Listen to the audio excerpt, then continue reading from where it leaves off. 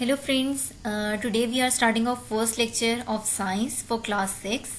Unit number 1 is cellular organization of plants and animals. Lecture start करने से पहले जिन लोगों ने हमारे चैनल को सब्सक्राइब नहीं किया वो हमारे चैनल को सब्सक्राइब कर लें, जिन्होंने लाइक नहीं किया वो लाइक कर लें ताकि इससे रिलेटेड मजीद वीडियोस आप लोगों को मिलती रहें.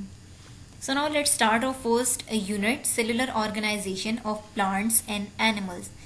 The topic is cells. Cells के बारे में जब भी हम पढ़ते हैं तो एक फर्स्ट क्वेश्चन जो हमारे जहन में फौरन आता है वो होता है कि व्हाट इज सेल्स. सेल है क्या? तो हम यही कहेंगे कि cell is the basic unit of life. अब इतनी बात तो हमने कर दी कि cell is the basic unit of life, लेकिन हम इसको प्रूव कैसे करेंगे कि how cell is the basic unit of life. तो हमने तो इतनी बात कर दी कि cell is the basic unit of life, लेकिन इसको प्रूव करना भी तो लाजमी है. अब प्रूव करने के लिए हम एक और पॉइंट देख लेते हैं जो कि हमारे पास है कि plant and animals made up of trillion of cell. अब ऊपर हमने कहा कि cell is the basic unit of life और यहाँ पर हम कह रहे हैं कि plant and animals made up of trillions of cell. It means कि पहले एक सेल था, बेसिक यूनिट बना, बेसिक यूनिट बनने के बाद एक सेल से ट्रिलियंस ऑफ सेल बने, यानी कई सेल मिलके एक लिविंग ऑर्गेनिज्म जब बना तो हमने उसको कैटेगराइज करके डिफरेंट नाम्स दे दिए. हमने कह दिया कि ये प्लांट्स हैं और ये एनिमल्स हैं. ठीक, यानी जब बहुत सारे सेल्स मिलके कोई भी एक लिविंग ऑर्गेनिज्म बनेगा उसकी बेसिक तो एक सेल ही होगी, लेकिन जब बहुत सारे सेल्स के साथ मिलके वो एक शेप में आएगा तो हम उसको कह देंगे कि ये एनिमल्स सेल्स हैं और ये प्लांट सेल्स हैं. एक और पॉइंट देख लेते हैं सेल को डिफाइन करने के लिए कि bacteria consist of one cells. अब यहाँ पर देखिए दो बातें हो रही हैं कि ट्रिलियंस ऑफ सेल्स और वन सेल.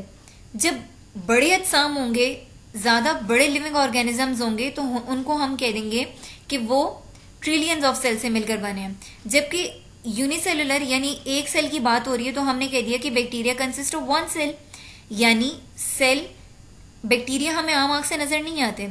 इससे मुराद ये हुआ कि जो सेल्स हैं वो इतने छोटे होते हैं कि यानी एक सेल इतना छोटा होता है कि वो हमें आम आंख से नज़र नहीं आ रहा होता. उसको देखने के लिए हमें कोई ना कोई ऐसा इंस्ट्रूमेंट यूज़ करना पड़ता है कि जिसके ज़रिए से हमें वो यूनिसेलुलर ऑर्गेनिज्म नज़र आए.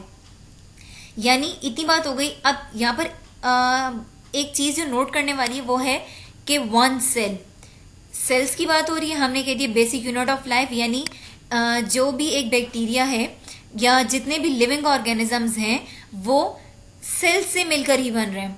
बैक्टीरिया वन सेल है, इतनी बात हो गई. हमारी ये बात प्रूव हो गई कि बेसिक यूनिट ऑफ लाइफ. अपने पॉइंट को डिफाइन करने के लिए हम एक और पॉइंट देख लेते हैं कि डिफरेंट शेप एंड साइजेस. अब डिफरेंट शेप्स एंड साइजेस की बात हो रही है, यानी एनिमल सेल्स हैं. एनिमल सेल्स हो सकता है कि उनकी शेप और उनका साइज वो ना हो जो बैक्टीरिया सेल का है. हो सकता है कि उनकी जो प्लांट सेल्स हैं उनकी शेप और साइज वो ना हो जो एनिमल सेल्स की है या जो बैक्टीरिया सेल्स की है.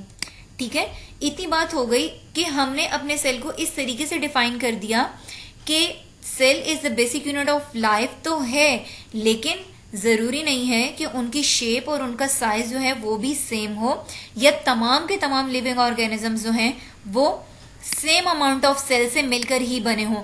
ज़्यादा बड़े अजसाम होंगे, ज़्यादा बड़े लिविंग ऑर्गेनिजम्स होंगे तो उनमें सेल्स की जो अमाउंट है, जो उनकी तादाद है वो डिफरेंट होगी, और जो छोटे लिविंग ऑर्गेनिजम्स हैं उसमें सेल्स की जो तादाद है वो डिफरेंट होगी. सेल को मज़ीद डिफाइन करने के लिए हम एक और एग्जांपल ले लेते हैं. जो यहाँ पर हमने एग्जांपल ली है वो है ह्यूमन सेल्स की. ह्यूमन सेल्स जो हैं उनमें अगर हम चंद सेल्स ले लेते हैं जैसे कि स्किन सेल्स हैं, बोन सेल्स हैं, नर्व सेल्स हैं, रेड ब्लड सेल्स हैं, वाइट ब्लड सेल्स हैं और मसल सेल्स हैं. अच्छा, इतनी बात तो हो गई. अब ये सारा जितने भी सेल्स हैं वो सब के सब मिलके एक ह्यूमन बना रहे हैं. ह्यूमन सेल्स में जो हम सबसे पहले चीज़ को देखेंगे वो है स्किन सेल. अब यहाँ पर देखिए स्किन सेल्स की बात हो रही है कि skin cell cover the body and protect inner layers. यानी जो स्किन सेल्स होते हैं उनका हमारी बॉडी में काम ये है कि वो हमारे होल बॉडी को एक तो कवर कर रहे होते हैं हमारे जितने भी इनर सिस्टम है हमारी बॉडी का, वो बाहर एक लेयर से कवर हो रहा होता है जिसको हम स्किन सेल्स का नाम देते हैं। कवर करने के अलावा ये हमारी बॉडी को प्रोटेक्ट भी कर रहे होते हैं।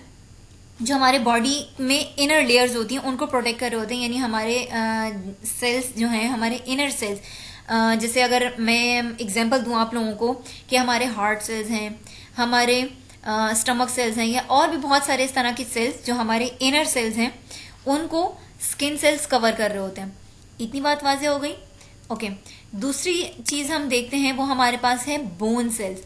अब एक नज़रिए से अगर हम कहें तो बोन सेल्स हमारी बॉडी के अंदर बहुत मेजर रोल प्ले कर रहे होते हैं, क्योंकि देखें, अगर हम लोग एक जगह से दूसरी जगह पर मूव आउट होंगे तो उसके लिए हमें बोन सेल्स लाजमी चाहिए होंगे। अगर हमारे पास बोन सेल्स नहीं होंगे तो हम जहां बैठे थे वहीं बैठे रहेंगे, उठ के एक जगह से दूसरी जगह मूव आउट नहीं हो सकते।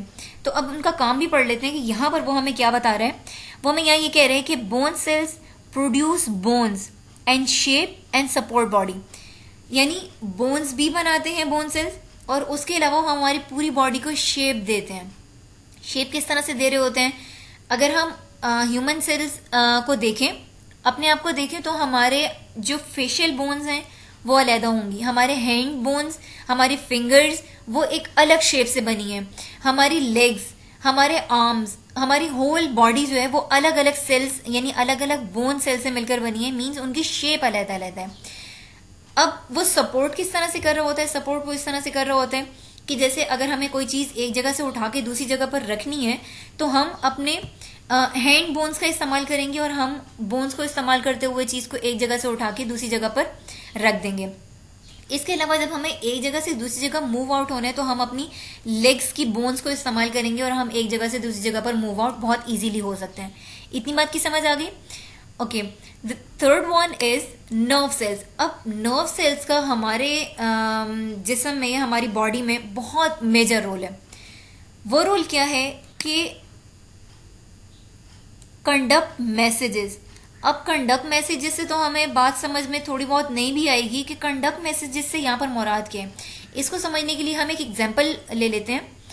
फर्ज करें कि आपका हाथ या आपकी फिंगर किसी भी ऐसी चीज़ से जाके लगती है जो या तो ठंडी है या गर्म है। हॉट एंड कोल्ड दोनों कंडीशंस में जब हमारी फिंगर किसी भी चीज़ के साथ जाकर टच होगी तो हमारे वहाँ पर मौजूद जो नर्व सेल्स हैं वो फौरन मैसेज भेजेंगे ब्रेन को, और ब्रेन फौरन मैसेज अगेन उसका रिप्लाई देगा कि यहाँ से हाथ हटा लो। हमारा जो हाथ है वो फौरन उसके रिएक्शन में वहाँ से हट जाएगा, चाहे वो ठंडी है चाहे वो गर्म है। हॉट एंड कोल्ड दोनों कंडीशन में हमारा हाथ जो है वहाँ से मूव आउट हो जाएगा, हम अपने हाथ को वहाँ से हटा लेंगे।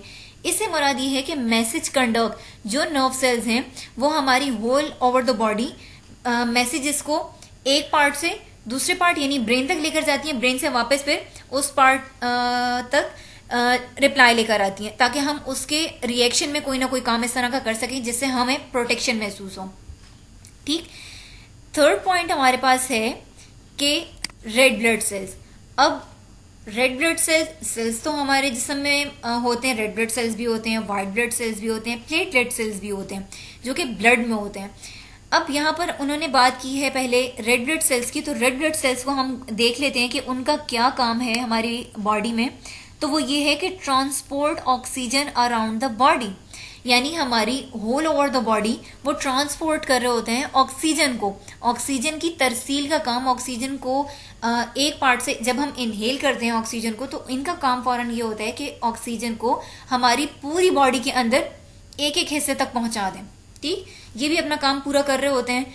अब हम देख लेते हैं व्हाइट ब्लड सेल्स की। व्हाइट ब्लड सेल्स का काम हमारे बॉडी में क्या होता है। पढ़ तो लिया हमने कि व्हाइट ब्लड सेल्स हैं, लेकिन उनका काम क्या है।